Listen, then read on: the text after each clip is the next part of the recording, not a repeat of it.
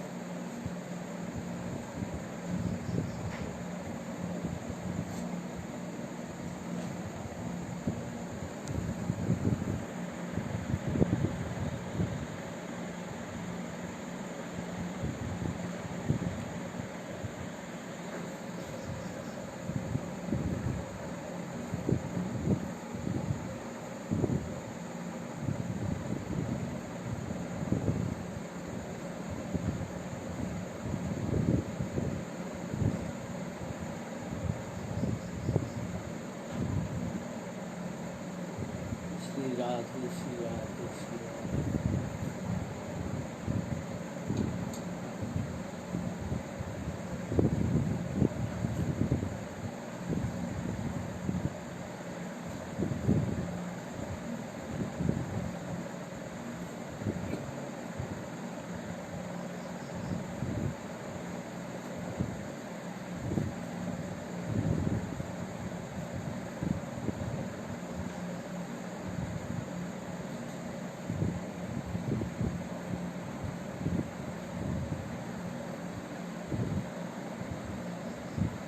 আমরা গত কয়েকদিন ধরে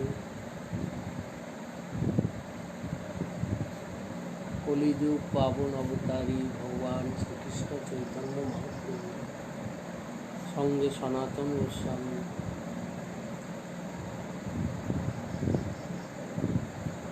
যে বার্তালাপ হয়েছিল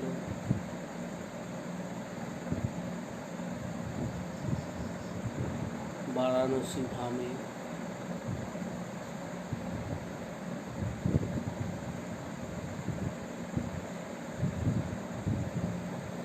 সেই প্রসঙ্গেরই আভাস আস্বাদন করার চেষ্টা করছি।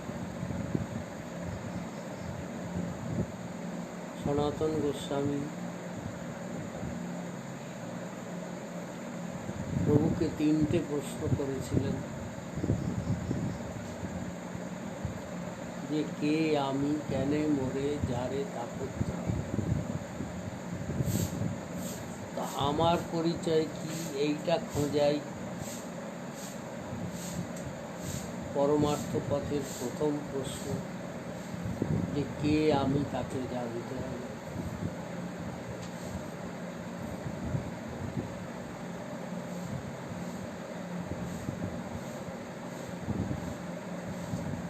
তো মহাপ্রভু নিজেই এক কথায় বলেছেন, জীবের স্বরূপ হয় কৃষ্ণের নিত্য দাস, কৃষ্ণের তটস্থা শক্তি ভেদাভেদ প্রকাশ।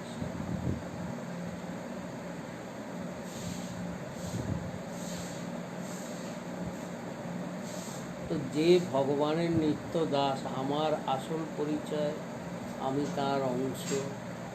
প্রতিটি জীবেরই পরিচয় হচ্ছে সে তার অংশ। তো তাহলে তার উপর সে তো ভগবানের সমান ধর্মী হওয়া উচিত, সেও চির আনন্দময় হয়ে যাওয়া উচিত, কিন্তু তা না হয়ে তার জীবন এত দুঃখে ভরা হচ্ছে না। জীব কৃষ্ণ দাস তাহা ভুলি গেল, অতএব মায়া পিশাচি তাহারে বান্ধি।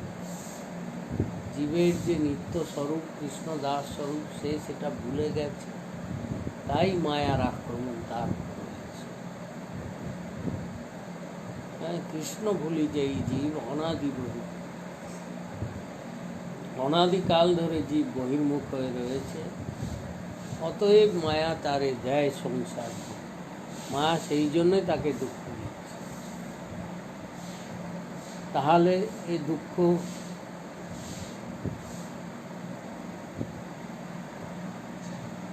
কেই বলা হয়েছে সনাতন গোস্বামী বলছেন, কেনে মোরে যারে তাপত্র, অর্থাৎ সংসারে এমন কোনো জীব নেই যাকে ত্রিতাপ জ্বালা ভুগতে হয়। ত্রিতাপ জ্বালা,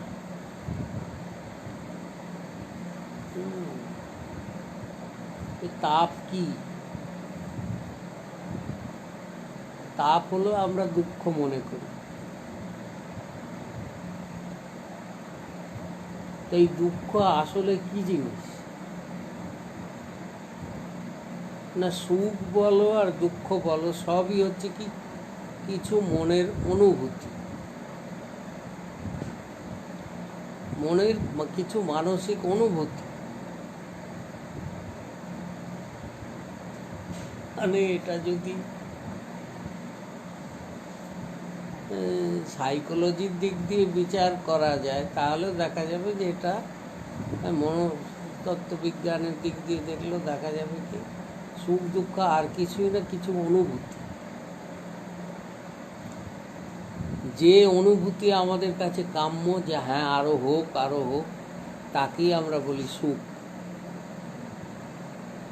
হ্যাঁ, যে অনুভূতি আমাদের কাছে কাম্য, আমরা চাই এরম অনুভূতি হতে থাক।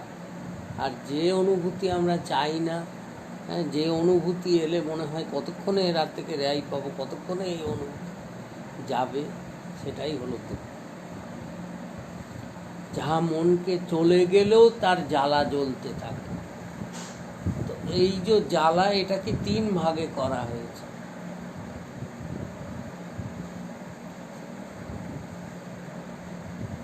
আমাদের মুনি ঋষি সাধু সন্তরা শাস্ত্র বলেছেন কি, এই জ্বালা হচ্ছে 3 প্রকার: আধ্যাত্মিক, আধিদৈবিক, আধিভৌতিক।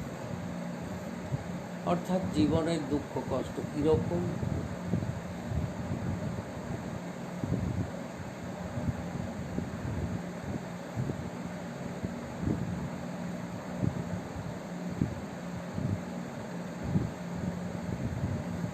আধ্যাত্মিক হচ্ছে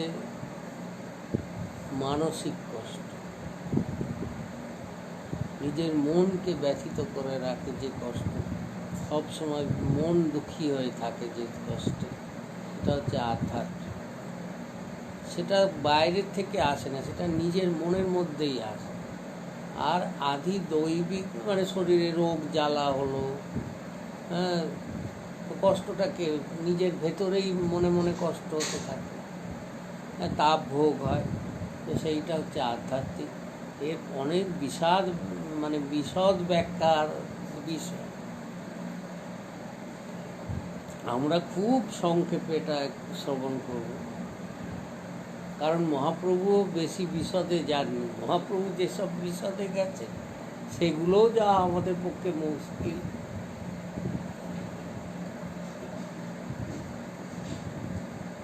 আর আধিদৈবিক হচ্ছে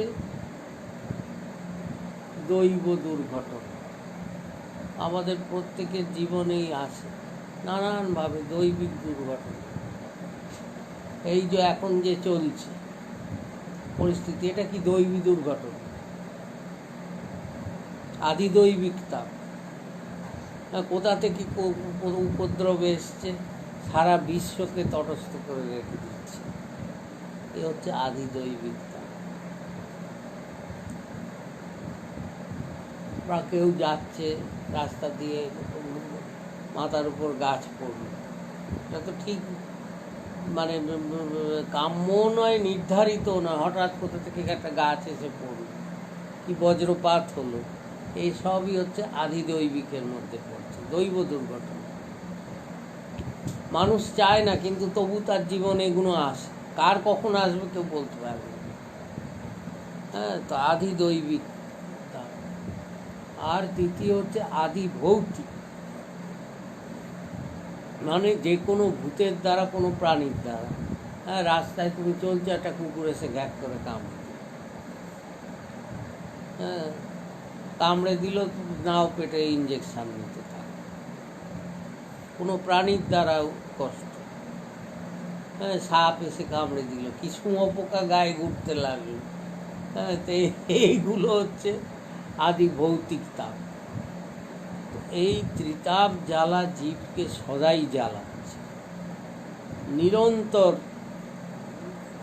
কেউ চায় না, কেউ এর জ্বালা পেতেও চায় না, ভুগতেও চায় না, কিন্তু না চাহিদা না থাকা সত্ত্বেও সবার জীবনে এমন কেউ নেই যার জীবনে এই ত্রিতাপ জ্বালা নেই বা আসে না। যত রকম জ্বালা যন্ত্রণা আছে সবই এই ত্রিতাপের মধ্যে পড়বে। এই ত্রিতাপের বাইরে আর কোনো জ্বালা যন্ত্রণা মানুষের হতে পারে না। যা কিছু হবে এই তিনটেরই মধ্যে।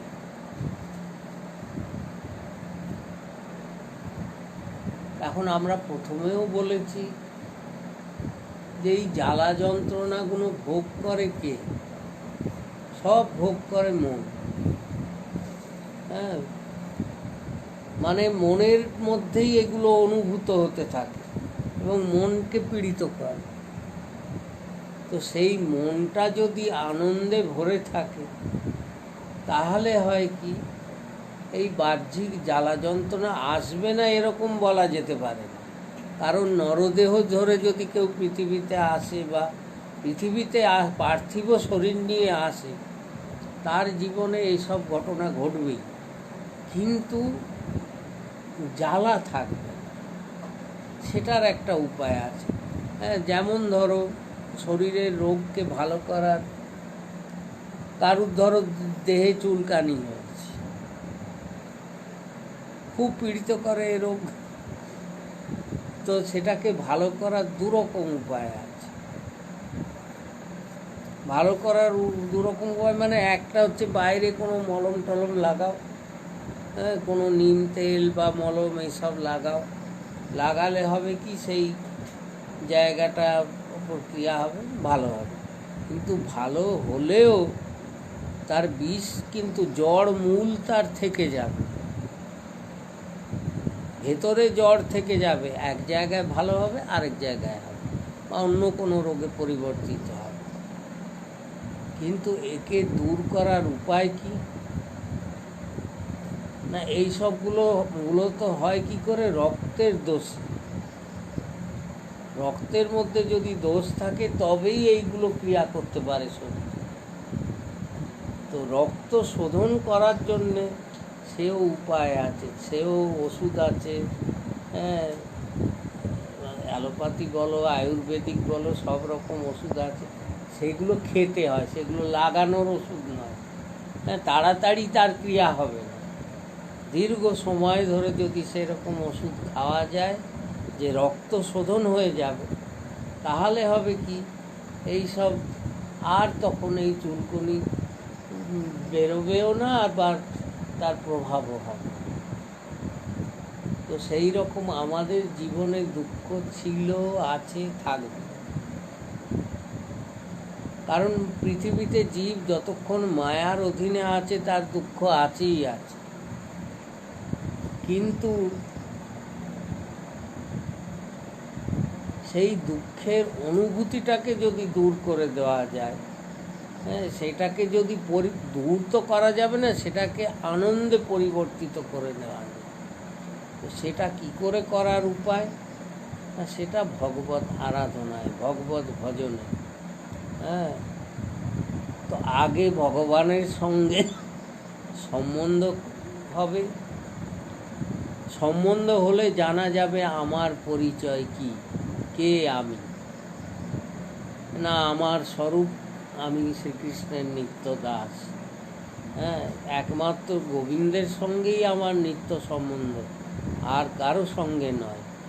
এই বোধ জাগবে এবং এই সম্বন্ধ বোধ জেগে ওঠার পর তারপর কি করে এই সম্বন্ধটা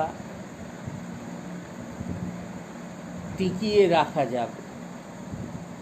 যে সম্বন্ধের অনুভূতি একবার জেগে গিয়েছে, যেমনি ধরো লৌকিক জগতে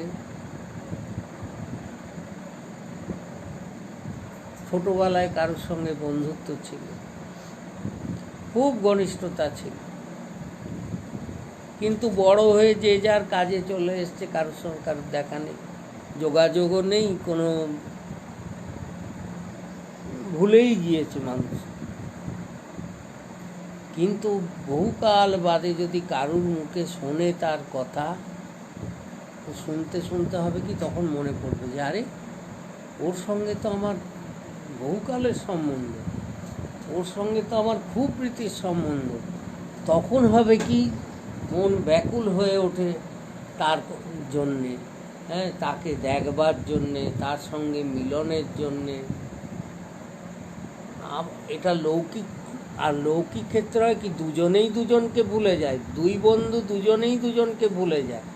কিন্তু পারমার্থিক ক্ষেত্রে আমাদের বেদ উপনিষদেও বলা আছে যে আত্মা আর পরমাত্মা দুই একই জায়গায় রয়েছেন, দুই পরস্পরের সখা। একটা শ্লোকে বর্ণনা আছে উপনিষদে, আমি সেটাই আর যাচ্ছি না, কারণ সেই পুরো ব্যাখ্যা করতে গেলে অনেক সময় যাবে। যে দুজনে এক সখা, মানে দুই সখা দুটি পাখির রূপে একটা গাছের ডালে বসে আছে, একজন ফল খায় আর একজন কিছু খায় না। দাস উপর্ণা সযুজাং সখায়াম। তো নিত্য সনাতন সখা ভগবান আমাদের আজকের সখা নয়, সনাতন সখা। আমরা তাকে ভুলে গিয়েছি, কিন্তু তিনি তো ভোলেননি, তিনি আমাদেরকে চিরকাল মনে রেখেছেন, আমরা ভুলে গেছি। তা এখন আমরা নিজের স্বরূপ ভুলে গেছি, তার সঙ্গে সম্বন্ধের কথা সব ভুলে বসে আছি। এখন কি করে, যদি কেউ এসে আমাদেরকে জাগতিক ক্ষেত্রে যেরকম পুরনো বন্ধুর কথা কেউ মনে করিয়ে দেয়, তো তাহলে লৌকিক জগতেও হয় কি, ভগবান নিজেকে মনে করিয়ে দেওয়ার জন্যে তিনভাবে প্রকাশ করছেন। আমরা গতকাল শুনেছি যে এক হৃদয়ে অন্তর্যামী রূপে, এক শাস্ত্র রূপে, আর এক সাধু রূপে। তো অন্তর্যামীর কথা তো আমরা উপেক্ষা করি, হৃদয়ে বসে মনে করিয়ে দিচ্ছেন সম্বন্ধের কথা, কিন্তু তবুও আমরা তাকে উপেক্ষা করি। শাস্ত্রেও সেই সম্বন্ধের কথা বলছেন যে জীবের সঙ্গে নিত্য সম্বন্ধ ভগবানের রয়েছে। তো শাস্ত্রর বাণীও আমাদের মর্মে ঢুকছে না, আমাদের কাজে লাগছে না। তাই ভগবান করুণা করে আসেন সদ্গুরু রূপে, সাধু রূপে, এসে জীবের দ্বারে দ্বারে গিয়ে বারংবার জীবকে মনে করিয়ে দেন। শ্রীমদ্ ভাগবতেও বলা হয়েছে, রাস পঞ্চাধ্যায় একটা শ্লোকে বলা আছে,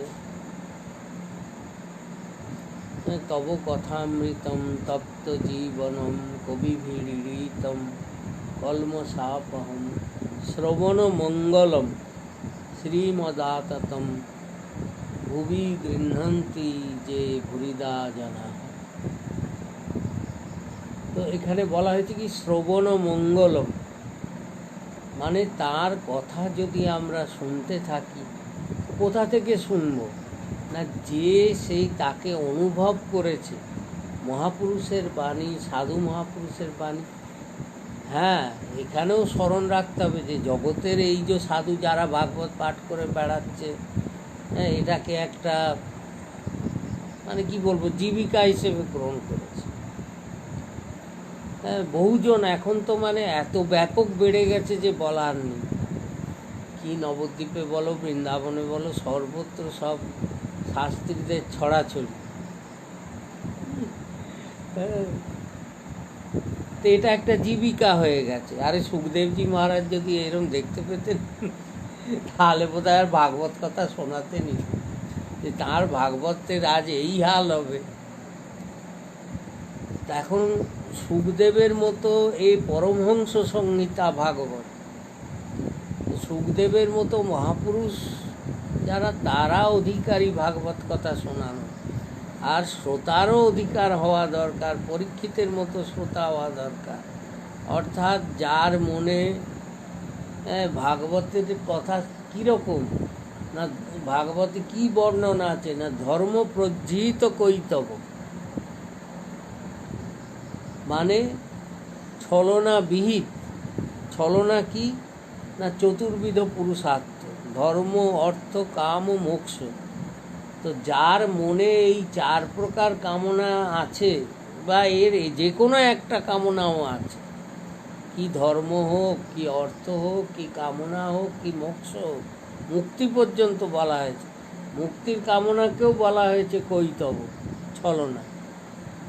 তো এই 4টের যে কোনো একটাও যদি কারোর মনের মধ্যে প্রার্থনা থাকে, ভাগবত কথা তার জন্যে নয়, তার শুনে কোনো কাজে লাগবে না। কেননা ভাগবতের কথা তখনই শোনা উচিত ধর্ম প্রজ্জিত কৈতব, যখন ধর্ম, অর্থ, কাম, মোক্ষ সব ইচ্ছাকে জীব পরিত্যাগ করতে পারবে, তারপর সর্বপাদি বিনির্মুক্তম তৎপরার্থেন নির্মলম।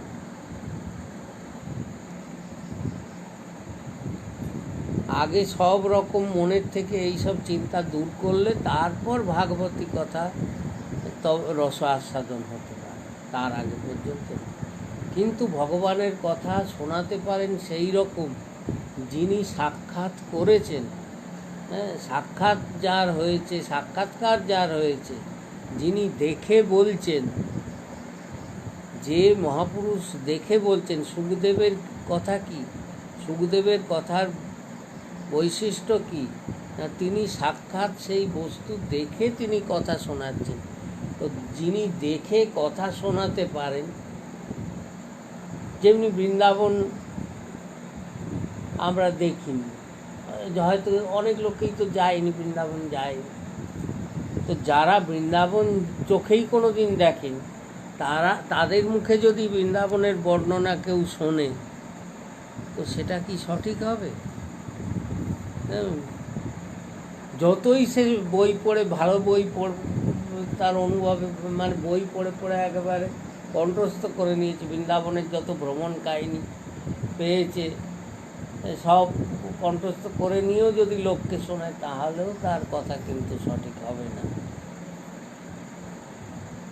কিন্তু যে বৃন্দাবন দেখে এসছে, এসে সে যদি বলে, শোনায়, তো তার কথার মধ্যেই একটা আলাদা শক্তি আছে। আর যে দেখে এসে শোনাতে পারে, সে শুনিয়ে লোককে দেখাতেও নিয়ে যেতে পারে, তার সে সামর্থ্যও আছে, কারণ সে দেখে এসছে না, তার চেনা জানা আছে। তো তেমনি ভাগবতী তত্ত্ব, ভগবত তত্ত্ব কথা সেই রকম মহাপুরুষের মুখ থেকে শুনতে হবে, যারা সত্যিকারের মহাপুরুষ, যাদের সেই ভগবত অনুভূতি আছে, যাদের এটা জীবিকা নয়, যাদের ভাগবত যার জীবিকা নয়, ভাগবত যার জীবন। বেশিরভাগ তো এখন হয়েছে ভাগবত জীবিকা, ভাগবত বিক্রি করে, ভাগবতের মাথা বিক্রি করলো, বিশাল ধনী হয়ে যাচ্ছে। আর যেমনি মানে উল্টো পাল্টা যা খুশি বলে দিচ্ছে, লোকে সেই শুনছে। এক একটা লীলা কীর্তন শুনলে তো মাথা খারাপ হয়ে যাবে, কী সব কথা বলছে, আবোল তাবোল। আর সাধারণ অজ্ঞ জীব, তাদের তো দোষ নেই, তারা জানে না, তারা শুনছে, তারা ভাড়া করে এনেছে, জানে মহাপণ্ডিত লোক। কারণ সাধু, দেখো এই যে বেদ, পুরাণ, ভাগবত, যত শাস্ত্র, কোনো শাস্ত্রে সাধুর কিন্তু পরিচয় বলা হয়েছে কি, সে তার মানসিকতা, তার আচরণে। বেশে সাধু হওয়ার কথা বলেন, এখন তো বেশে সাধু, যে যত বেশ ধরতে পারবে, যত গলায় মোটা মোটা মালা থাকবে, লোকে বলবে এ বড় সাধু। তো বাইরে বেশ ধরা তো কোনো কঠিন ব্যাপার নয়, দোকানে পাওয়া যাচ্ছে, মালা, তিলক সবই পাওয়া যাচ্ছে, কিনেন। যারা সিনেমাতে মহাপ্রভুর অভিনয় করছে, তারা মহাপুরুষদের অভিনয় করছে, তারাও তো সাজগোজ করে নিচ্ছে। করলে কি তারা সেই হয়ে যাচ্ছে, সেই তত্ত্ব হয়ে যাচ্ছে? তো কী হচ্ছে? কিছুই হচ্ছে না। তো সেই রকম বেশে বাসে সাধুর থেকে শুনলে হবে না। যাদের প্রাণ ভাগবত, ভগবান ছাড়া যারা আর কিছু জানেন না,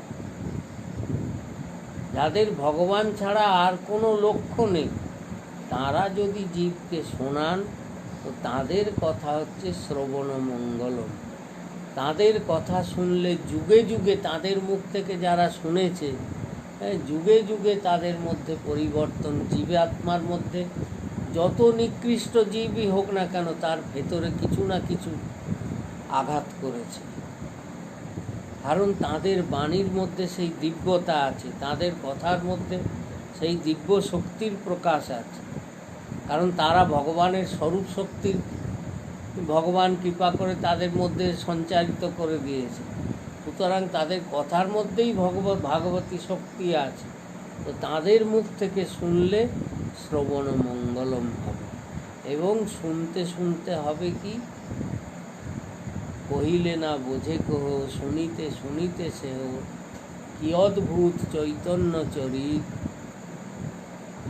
কৃষ্ণে উপজীবে প্রীতি, বুঝিবে রসের রীতি, শুনিলেই হয় বড় গীত। নিত্য ভগবতী কথা, ভগবানের কথা শুনতে শুনতে জীবের মধ্যে সেই সম্বন্ধ জেগে উঠবে। সেই প্রীতি, যেমনি ভুলে যাওয়া বন্ধুর কথা মনে পড়ে, তো সেই রকম জীবের স্বরূপ হয় কৃষ্ণের নিত্য দাস।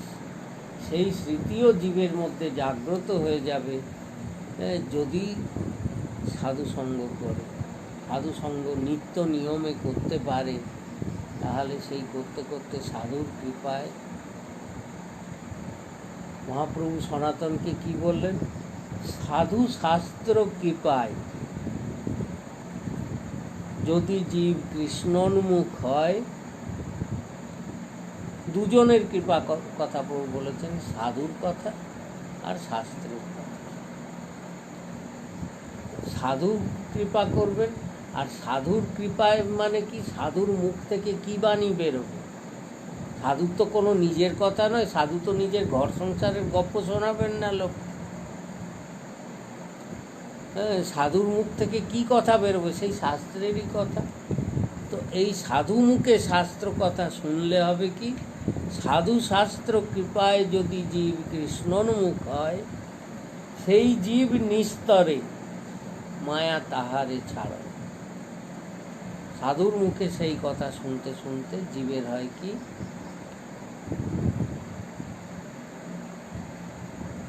কৃষ্ণে উপযোগী প্রীতি, ভগবানের প্রতি তার নিত্য প্রীতি এসে যাবে।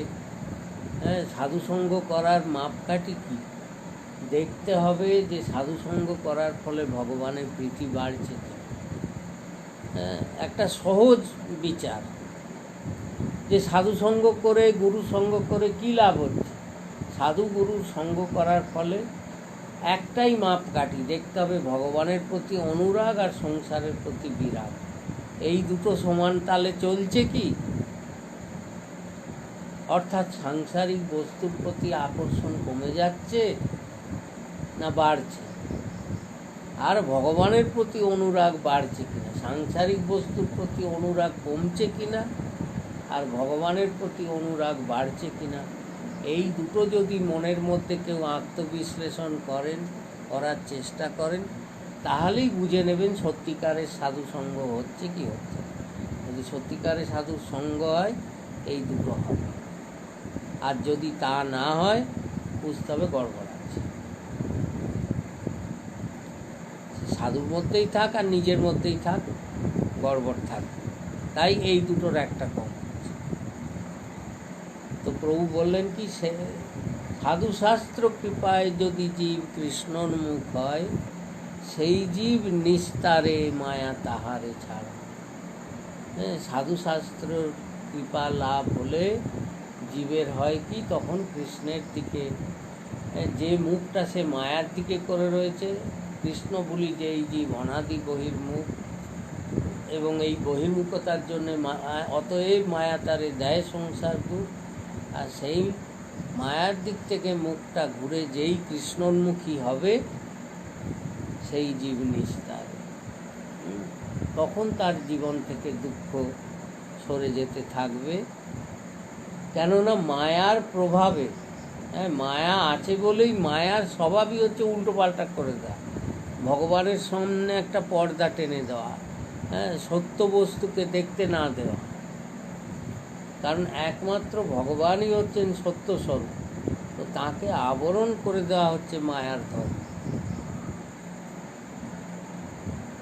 তো সেই পর্দা সরে গেলেই তখন জীব তখন ভগবানের স্বরূপ শক্তির অধীন হয়ে যায়, এবং স্বরূপ শক্তির অধীন হলেই সেই জীব নিস্তারে মায়া তাহারে ছাড়ে। ভগবানের স্বরূপ শক্তির প্রকাশ যেখানে আছে, মায়া সেদিকে যেতেই পারে। মায়ার আর তার উপর অধিকার হয় না। তার দুঃখ, তার জীবনের মধ্যে আর যাই থাক না কেন, দুঃখের প্রকাশ আর থাকে। এখন মায়াও যে জীবকে কৃপা করে, মায়াও তো ভগবানের শক্তি। তো মায়া কেন লোকের উপরে এরকম অত্যাচার করে? মায়া কেন জীবকে ভুলিয়ে দিয়ে তাকে কষ্ট দেয়, সংসারে এত কষ্ট দেয়? তারও রহস্য আছে। মায়াও জীবকে কৃপাই করে। মায়াও যে দুঃখ দেয়, সে দুঃখের মধ্যেও ভগবত কৃপা আছে। সেই প্রসঙ্গ আগামী। রাধে রাধে।